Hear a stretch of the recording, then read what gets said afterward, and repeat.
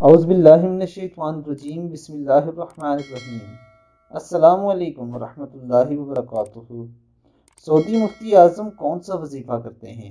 علامہ ابن باز رحمہ اللہ کہتے ہیں کہ تمام مخلوقات کے ہر قسم کے شر سے تحفظ اور عافیت پانے کے ساتھ ساتھ پرامن رہنے کے لیے انسان اللہ تعالیٰ کے کامل کلمات کی پناہ صبح اور شام تین بار اللہ سے مانگے اور کہے اعوذ بکلمات اللہ التامات من شر ما خلق۔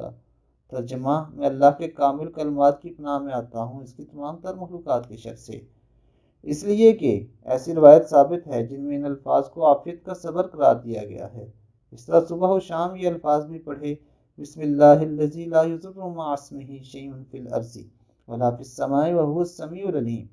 ترجمہ: اللہ کے نام سے میں پناہ حاصل کرتا ہوں جس کے نام سے کوئی بھی چیز آسمان یا زمین میں تکلیف نہیں پہنچاتی، وہ سننے والا اور جاننے والا ہے۔ اس لیے کہ رسول اللہ صلی اللہ علیہ وآلہ وسلم نے بتلایا ہے کہ جو شخص بھی صبح کے وقت 3 بار ان الفاظ کو پڑھے تو اس کو شام تک کوئی بھی چیز نقصان نہیں پہنچاتی، اور جو شخص شام کے وقت پڑھ لے تو صبح تک اسے کوئی چیز نقصان نہیں پہنچاتی۔